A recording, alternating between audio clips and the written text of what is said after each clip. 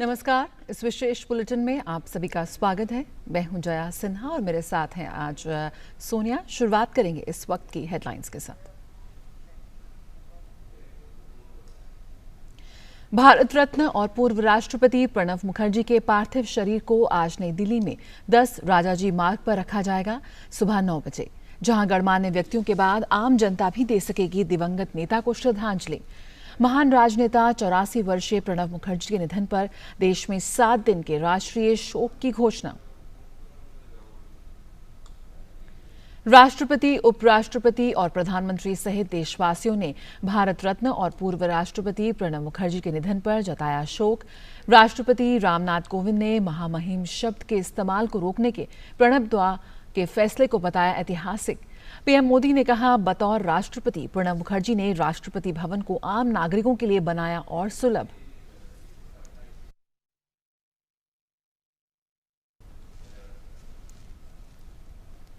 देश भर में जेईई मेन और नीट परीक्षाएं आज से शुरू।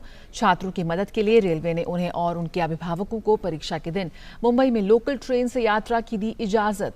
शिक्षा मंत्री ने भी की राज्यों से छात्रों का सहयोग करने की अपील।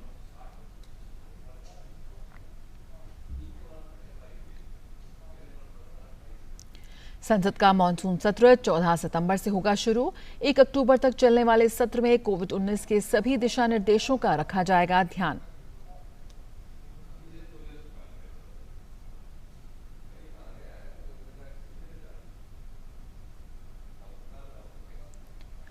देश में कोविड-19 के 4.23 करोड़ से ज्यादा हुए टेस्ट।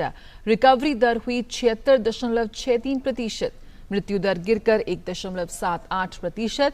दुनिया भर में कोरोना के मामले बढ़कर हुए 2 करोड़ 56 लाख के पार। विश्व स्वास्थ्य संगठन ने देश से वैक्सीन को लेकर नैतिक मापदंड अपनाने को कहा।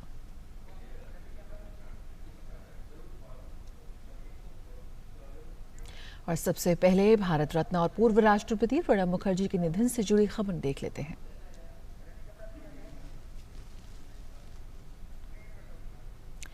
पूर्व राष्ट्रपति प्रणब मुखर्जी का निधन हो गया है। 84 वर्षीय प्रणब मुखर्जी को गत 10 अगस्त को सैन्य अस्पताल में भर्ती कराया गया था।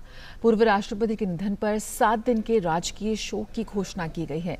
प्रणब दा को भारत रत्न से भी सम्मानित किया गया था। वे देश के वित्त मंत्री भी रहे। प्रणब मुखर्जी को भारतीय राजनीति की नब्ज पर गहरी पकड़ रखने वाले एक ऐसी शख्सियत के तौर पर याद किया जाता है। पूर्व राष्ट्रपति को देश के सर्वाधिक सम्मानित राजनेताओं में शुमार किया जाता था। वे भारत के 13वें राष्ट्रपति थे। उनका सम्मान राजनीति से ऊपर उठकर सभी राजनीतिक दलों में था।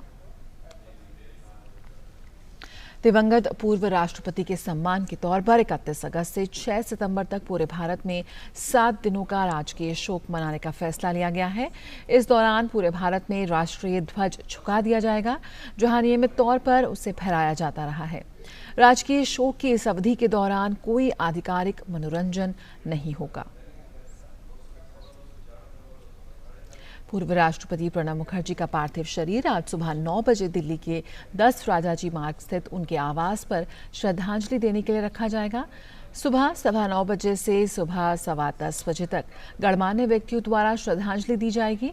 10:15 बजे से 11 बजे तक अन्य गणमान्य व्यक्ति श्रद्धा सुमन अर्पित कर सकते हैं। 11 बजे से 12 बजे के बीच आम जनता श्रद्धा सुमन अर्पित कर सकेगी। कोविड-19 सोशल डिस्टेंसिंग मानदंडों और अन्य कोरोना संबंधित प्रोटोकॉल के कारण पूर्व राष्ट्रपति के अवशेष को सामान्य गन कैरेज की जगह हॉर्स वैन में ले जाया जाएगा। गृह मंत्रालय द्वारा कोविड-19 के लिए जारी सभी दिशा निर्देशों का पालन किया जाएगा। राष्ट्रपति रामनाथ कोविंद ने पूर्व राष्ट्रपति प्रणब मुखर्जी के निधन पर शोक व्यक्त किया है। उन्होंने अपने शोक संदेश में कहा कि भारत के प्रथम नागरिक के रूप में उन्होंने लोगों के साथ जुड़ने और राष्ट्रपति भवन से लोगों की निकटता बढ़ाने के सजग प्रयास किए। उन्होंने राष्ट्रपति भवन के द्वार जनता के लिए खोल दिए। राष्ट्रपति के लिए महामहिम शब्द का प्रचलन समाप्त करने का उनका निर्णय ऐतिहासिक है। असाधारण विवेक के धनी भारत रत्न श्री मुखर्जी के व्यक्तित्व में परंपरा और आधुनिकता का अनूठा संगम था। 5 दशकों के अपने शानदार सार्वजनिक जीवन में अनेक उच्च पदों पर आसीन रहते हुए भी वे सदैव जमीन से जुड़े रहे। अपने सौम्य और मिलनसार स्वभाव के कारण राजनीतिक क्षेत्र में वे सर्वप्रिय थे। पूर्व राष्ट्रपति प्रणब मुखर्जी के स्वर्गवास के बारे में सुनकर हृदय को आघात पहुंचा है। उनका देहावसान एक युग की समाप्ति है। प्रणब मुखर्जी के परिवार, मित्रजनों और सभी देशवासियों के प्रति मैं गहन शोक संवेदना व्यक्त करता हूं। उपराष्ट्रपति वेंकैया नायडू ने पूर्व राष्ट्रपति प्रणब मुखर्जी के निधन पर शोक व्यक्त करते हुए कहा कि भारत के पूर्व राष्ट्रपति श्री प्रणब मुखर्जी का निधन राष्ट्र के लिए बड़ी क्षति है। देश ने एक दूरदृष्टा वरिष्ठ नेता खोया है। एक गांव से उठकर अपने क्षमता, कठिन परिश्रम, समर्पण और अनुशासन के सहारे देश के शीर्ष पद को सुशोभित किया। राष्ट्र के प्रति आपकी सेवाओं के सम्मान में आपको शीर्ष सम्मान भारत रत्न से अलंकृत किया गया। भारत की संसद ने आपके योगदान के लिए आपको सर्वश्रेष्ठ सांसद के सम्मान से सम्मानित किया। अपने लंबे और यशस्वी सार्वजनिक जीवन में श्री मुखर्जी जिस भी पद पर रहे, उन्होंने उसकी गरिमा में वृद्धि की। शोक संतप्त परिजनों के प्रति मेरी हार्दिक संवेदनाएं। ओम शांति। प्रधानमंत्री नरेंद्र मोदी ने प्रणब मुखर्जी के निधन पर शोक संवेदना व्यक्त की और पूर्व राष्ट्रपति को एक मार्गदर्शक करार दिया। उन्होंने अपने ट्वीट में लिखा कि भारत रत्न श्री प्रणब मुखर्जी के निधन पर देश शोकाकुल है। देश के विकास यात्रा में उनकी अमिट छाप है। वे एक विद्वान और कुशल राजनीतिज्ञ थे। सभी राजनीतिक दल और समाज के हर एक वर्ग में उनकी पहुंच थी।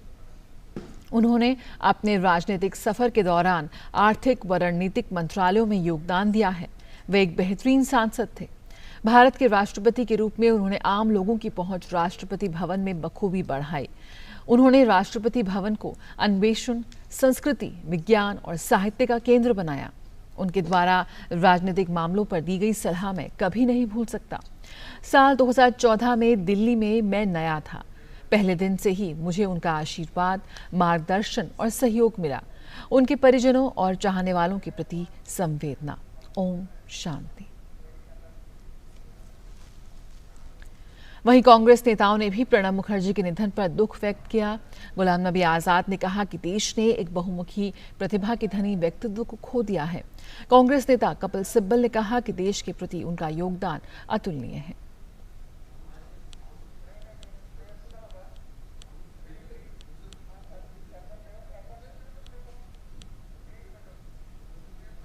रूस के राष्ट्रपति व्लादिमीर पुतिन ने पूर्व राष्ट्रपति प्रणब मुखर्जी के निधन पर संवेदना व्यक्त करते हुए उन्हें रूस का सच्चा दोस्त बताया है।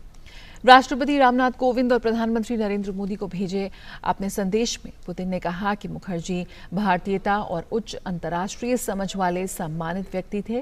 रूसी राष्ट्रपति ने कहा कि दोनों देशों के बीच विशेष सामरिक भागीदारी वाले रिश्तों को मजबूत बनाने में मुखर्जी ने महत्वपूर्ण निजी योगदान दिया था। पुतिन ने दिवंगत राष्ट्रपति के परिजनों और भारत की जनता को अपने संवेदना संदेश भी भेजे।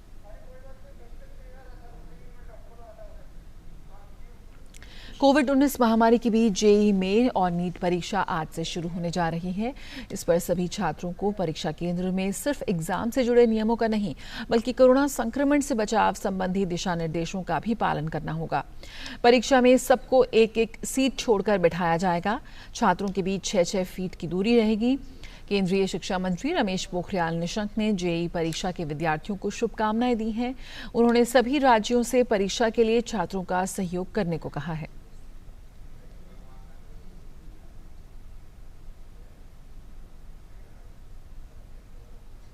और इस बीच मुंबई में छात्रों को लोकल ट्रेन से यात्रा की इजाजत दे दी गई है। छात्र सेंट्रल वेस्टर्न रेलवे की स्पेशल ट्रेन से यात्रा कर सकेंगे। एडमिट कार्ड दिखाने पर छात्रों को स्टेशन पर एंट्री मिलेगी। नीट की परीक्षा में शामिल होने वाले कैंडिडेट्स को भी ये सुविधा मिलेगी। रेल मंत्री पीयूष गोयल ने ट्वीट कर इस बात की जानकारी दी। और उधर मध्य प्रदेश, राजस्थान सहित कई राज्यों ने भी जेईई और नीट परीक्षा के लिए व्यापक कदम उठाए हैं। राजस्थान सरकार ने परीक्षाओं के सुचारू संचालन को सुनिश्चित करने के लिए मानदंडों में ढील दी है। परीक्षा राज्य के 6 शहरों में आयोजित की जाएगी। विद्यार्थियों को कोरोना वायरस महामारी के कारण परीक्षा केंद्र तक पहुंचने में कोई दिक्कत नहीं हो, इसके लिए मध्य प्रदेश सरकार ने निःशुल्क परिवहन उपलब्ध करवाने की घोषणा की है। इसके लिए परीक्षार्थी को 181 यानी कि 181 पर कॉल या मध्य प्रदेश की ई पास पोर्टल पर संपर्क कर रजिस्टर करना होगा। राष्ट्रपति रामनाथ कोविंद ने संसद के मॉनसून सत्र के लिए अपनी मंजूरी दे दी है। राष्ट्रपति ने 14 सितंबर से संसद के दोनों सदनों की बैठक बुलाई है। लोकसभा की बैठक सुबह 9 बजे से, जबकि राज्यसभा की बैठक दोपहर 3 बजे से शुरू होगी। मॉनसून सत्र 1 अक्टूबर तक चलेगा। कोविड-19 महामारी के मद्देनजर इस बार संसद में काफी बदलाव देखने को मिल सकता है। सदस्यों के बीच उचित सामाजिक दूरी का पालन व अन्य एहतियात के साथ सदन का परिचालन होगा। 23 मार्च को दोनों सदन अनिश्चितकाल के लिए स्थगित किए गए थे। देश में सरकार के प्रयासों से कोविड-19 की स्थिति में सुधार हो रहा है। स्वास्थ्य मंत्रालय के अनुसार देश में कोविड-19 से रिकवर होने की दर 76.63% हो गई है, जबकि कोविड-19 से मृत्यु दर में लगातार गिरावट जारी है, जो 1.78% हो गई है। बीते 24 घंटों में देश में कुल 60,868 लोग कोरोना संक्रमित जो थे वो स्वस्थ हो चुके हैं। देश में अब तक कुल 27,74,801 लोग कोरोना को मात दे चुके हैं। इसके साथ ही पिछले 24 घंटों में 8,46,000 से ज्यादा लोगों का टेस्ट किया गया है।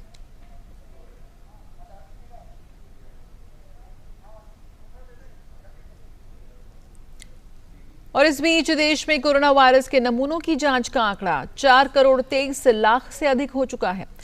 सरकार की तरफ से व्यापक स्तर पर कोरोना जांच की प्रतिबद्धता के कारण देश में कोविड जांच की प्रक्रिया तेजी से बढ़ी है। कुल दर्ज कोविड-19 मामलों का 43% 3 राज्यों महाराष्ट्र, आंध्र प्रदेश और कर्नाटक से है। तो सामाजिक दूरी बनाए रखें और अपने मुंह को हमेशा ढक कर रखें। इस विशेष बुलेटिन में इतना ही। खबरों का सिलसिला जारी रहेगा। फिलहाल मुझे दीजिए इजाजत, साथ ही सोनिया को भी नमस्कार।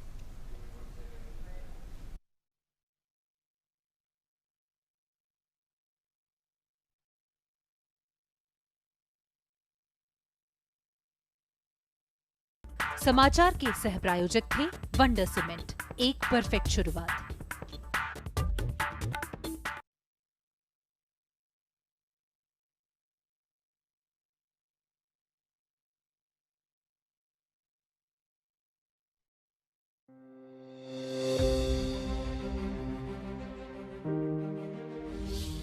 हिंदुस्तान एक ऐसा मुल्क है, अनेक प्रकार के लोग रहते हैं, बहुत से अलग अलग मजहब है, अलग अलग जाति है और अलग अलग हमारा पोशाक है, अलग अलग हमारी जबान है। ऐसा कोई मुल्क दुनिया में नहीं है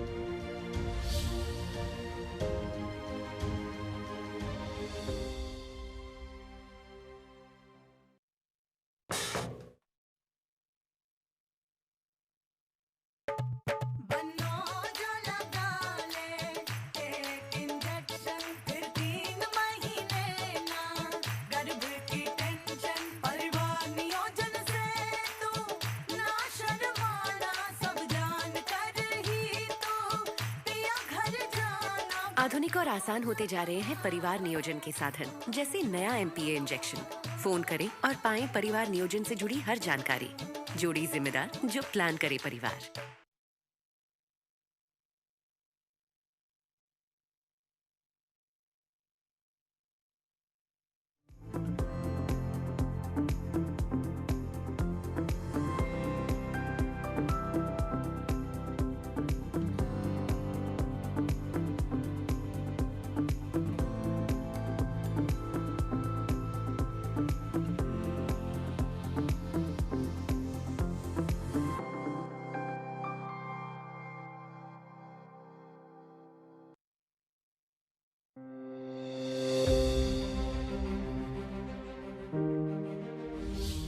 हिंदुस्तान एक ऐसा मुल्क है, अनेक प्रकार के लोग रहते हैं, बहुत से अलग अलग मजहब है, अलग अलग जाति है और अलग अलग हमारा पोशाक है, अलग अलग हमारी जबान है। ऐसा कोई मुल्क दुनिया में नहीं है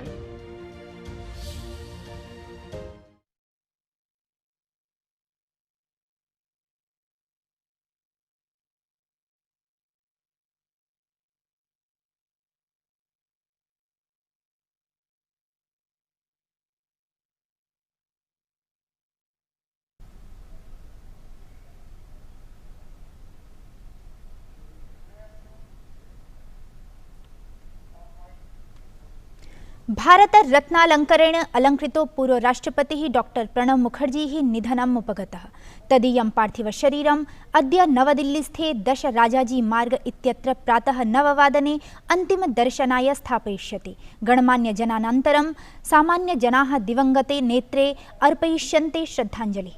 84तमे निधनम् उपगतः। देशे 7 दिवसात्मको राष्ट्रीय शोकः। राष्ट्रपतिम् उपराष्ट्रपतिं प्रधानमन्त्रिणं च समेत्य देशवासिभिः पूर्व राष्ट्रपतेः निधनमालक्ष्य शोकः प्रकाशितः। राष्ट्रपतिना प्रोक्तं राष्ट्रस्य प्रथम नागरिकरूपेण अनेन जनसामान्येन साकं निकटताम् उपपादयितुं नैके प्रयासाः विहिताः। महामहिम शब्दस्य प्रचलनं परिसमाप्य ऐतिहासिकः निर्णयः गृहीतः तेन।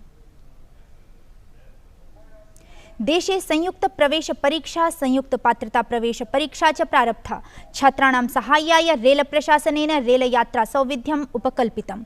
शिक्षामन्त्रिणा च छात्राणां सहयोगाय राज्याणि प्रार्थितानि।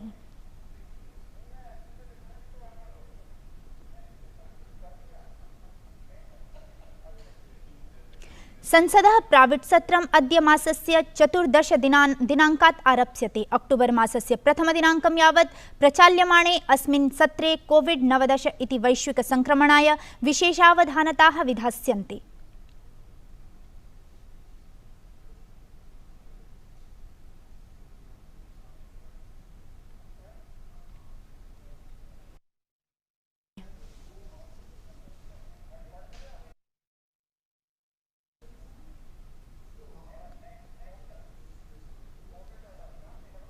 कोविड इति विश्वके संक्रमण विरुद्धं भारतीय संघर्षो प्रवर्ततेतरां। स्वास्थ्यलाभे प्रतिशतं 3.6 मितो परिष्कारः। मृत्युप्रकरणेष्वपरि न्यूनैव अशेष विश्वे 2.5 कोटिशतोपि अधिकानि प्रकरणानि। अभिवादये, अहमस्मि शिक्षा। अत्र भवतां भवतीनां च स्वागतं डीडी न्यूज़ वार्ता प्रसारणेऽस्मिन्। अथ वार्ताः। पूर्व राष्ट्रपतिः डॉक्टर प्रणब मुखर्जी गतसायं निधनम् उपगतः। असौ 84 वर्षीयः डॉक्टर मुखर्जी गतमासे 10 दिनाङ्के सैन्यचिकित्सालयं प्रवेशितो अवर्तत। पूर्व राष्ट्रपतेः निधनमालक्ष्य देशे 7 दिवसात्मको राजकीय शोकः उद्घोषितः।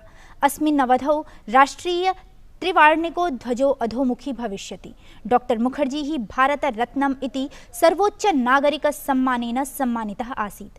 प्रणवदा इत्येतन् नाम्ना विश्रुतं भारतरत्नं डॉक्टर प्रणब मुखर्जीवर्यं भारतस्य राजनैतिके सामाजिके च जीवने प्रभावस्थापकरूपेण मन्यन्तेऽपि। पूर्व राष्ट्रपतिः डॉक्टर मुखर्जी देशस्य सर्वाधिक सम्मानित राजनीतिज्ञेषु अन्यतमः स्वीक्रियते। असौ भारतीय गणराज्यस्य 13 राष्ट्रपतिः आसीत्। राजनीतिकदलात् ऊर्ध्वगत्य सर्वेषु राजनैतिकदलेषु तदीयं सम्मानम् आसीत्। पूर्व राष्ट्रपतेः डॉक्टर प्रणब मुखर्जिनो राजनैतिक जीवनत्रयाम् आलक्ष्य पश्यामस्तावत् वृत्तमेकम्। भारत रत्नालंकरणेन अलंकृतस्य पूर्व राष्ट्रपतेः डॉक्टर प्रणब मुखर्जी वर्यस्य जन्म पश्चिम बंगाल प्रान्तस्य वीरभूम जनपदस्य किरनाहर नगरं निकषा स्थिते मिराति ग्रामे एकस्मिन् स्वातंत्र्य सेनानी परिवारे गतशताब्दस्य 35तमे वर्षे दिसंबर मासिके 11 दिनाङ्के अभूत्। स्वतंत्रता सेनानी भूतेन स्वीय पित्रा जीवने आसीत् डॉक्टर मुखर्जी अतीव प्रभावितः। रवीन्द्र संगीतस्य सुप्रसिद्ध गायिकया सुब्रा मुखर्जी इत्यनया सह तस्य पाणिग्रहण संस्कारो अजायत। डॉक्टर प्रणब मुखर्जी कोलकाता विश्वविद्यालयतः इतिहास राजनीतिशास्त्र रूपविषयद्वये स्नातकोत्तर पदवीं प्राप्य विधि पदवीम् अपि लब्धवान्। शिक्षक वार्ताहर रूपेण चासौ स्वीयाग्रिमजीवनं प्रारभत। प्रणवदा इत्येतन्नाम्ना विश्रुतस्य डॉक्टर प्रणब मुखर्जी वर्यस्य राजनीतिजीवनं पश्यामश्चेत् इंदिरा गांधी प्रशासने गतशताब्दस्य 69तमे वर्षे प्रथमवारम् असौ कांग्रेस पक्षतो राज्यसभा सदस्यत्वेन निर्वाचितो अभवत्। 5 दशकानि यावत् भारतीय राजनीति यात्रायां डॉक्टर मुखर्जी इंदिरा गांधी, राजीव गांधी, नरसिम्हा रावः, मनमोहन सिंहः इत्येतेषां प्रधानमन्त्रिणां प्रशासनेषु नैकानि महत्वपूर्णपदानि न्यभालयत्। गतशताब्दस्य 73-74तमवर्षावधौ इंदिरा गांधी प्रशासने असौ उद्योग मंत्रालये उपमन्त्रित्वेन ततोऽनन्तरं वित्तराज्यमन्त्रिपदम् अलङ्कृतवान्। असौ गतशताब्दस्य 82तमे वर्षे इंदिरा प्रशासने देशस्य वित्तमन्त्री, नरसिंहराव प्रशासने वाणिज्यमन्त्री, विदेशमन्त्री च आसीत्। अस्य शताब्दस्य प्रारम्भे मनमोहन प्रशासने 4अधिक-2000तमवर्षतः समारभ्य 6अधिक-2000तमवर्षं यावत् असौ रक्षामन्त्री, 6अधिक-2000तमवर्षतो 9अधिक-2000तमवर्षं यावत् विदेशमन्त्री च भूत्वा स्वीयं राजनैतिकं कौशलं प्रादर्शयत्। अस्य शताब्दस्य 12 वर्षे डॉक्टर मुखर्जी भारतीय गणराज्यस्य राष्ट्रपतित्वेन निर्वाचितः। राजनैतिकं तदीयं जीवनं यूनां कृते सर्वदैव प्रेरणास्पदम्, अत एव असौ आदर्शनेतृरूपेण सर्वतः आदृतः समतिष्ठत। राष्ट्रपतिरूपेण तेन महामहिम शब्दः राष्ट्रपतिनाम्नो अपसारितः।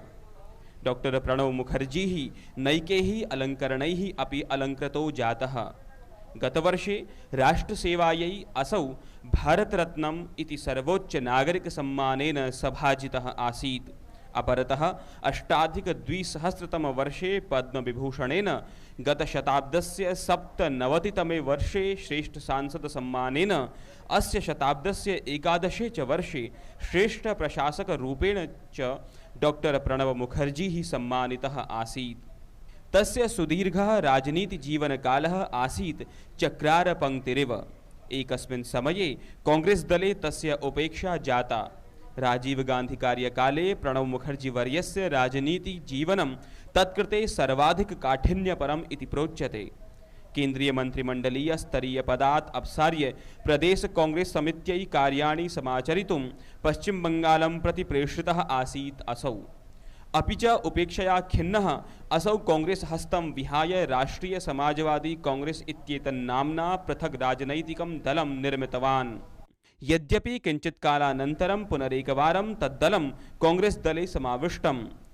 पूर्वराष्ट्रपतिः डॉक्टर प्रणव मुखर्जी सर्वदैव कुशलप्रशासकत्वेन राजनीतिज्ञत्वेन च स्मरिष्यते।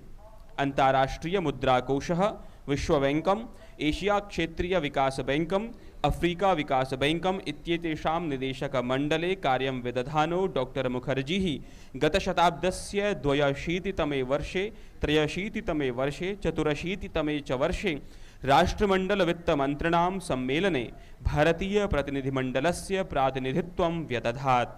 गतशताब्दस्य 94तमे, 95तमे च वर्षे, अस्य शताब्दस्य 5मे, 6ठे च वर्षे असौ संयुक्तराष्ट्रमहासभायाम् अपि भारतीयं प्रतिनिधित्वं व्यदधात्।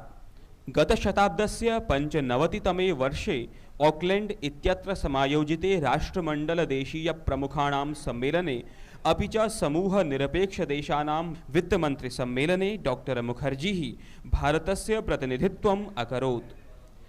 सममेव गतशताब्दस्य 95तमे एव वर्षे बाङ्गडुङ् इत्यत्र समायोजिते एफ्रो एशियाई सम्मेलने भारतीय प्रतिनिधिरूपेण आसीत् असौ।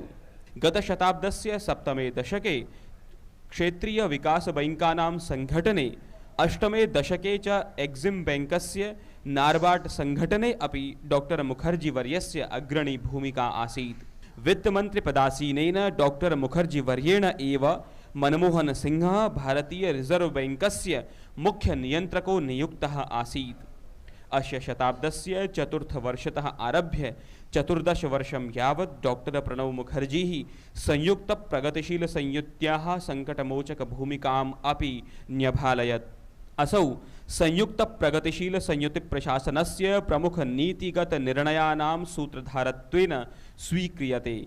प्राशासनिक परिष्कारो भवतु वा, सूचनाधिकारो वा, वृत्त्यधिकारः उत वा खाद्य सुरक्षा, ऊर्जा सुरक्षा चेति विषयेषु प्रमुख पदक्षेपकर्तृत्वेन अवर्तत डॉक्टर प्रणव मुखर्जी। संयुक्त प्रगतिशील संयुति प्रशासने अधिकार प्राप्त मंत्रिमंडलीय समूहानाम् अपि अध्यक्षः आसीत् असौ। भारतीयार्थव्यवस्थां राष्ट्रनिर्माणं चालक्ष्य अमुना नैकानि पुस्तकान्यपि विलिखितानि आसन्। भारतरत्नोपाधि विभूषितः डॉक्टर प्रणव मुखर्जी अद्भुत प्राशासनिक क्षमतायुत व्यक्तिरूपेण सर्वदैव दृष्टिपथे विराजिष्यते। धर्म संस्कृति संबद्धापि तदीया आत्मीयता आसीत् अतीव गह्वरा।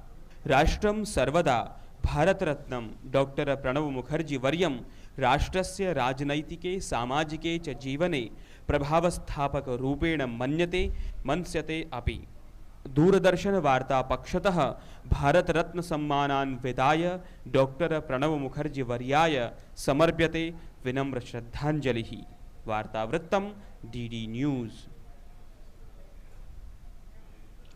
वार्ता संस्करणमेतत् सम्पद्यते अधुना। अभिनववार्ताभिः सह पुनः उपस्थास्यामः। भूयात् तावत् मङ्गलम्।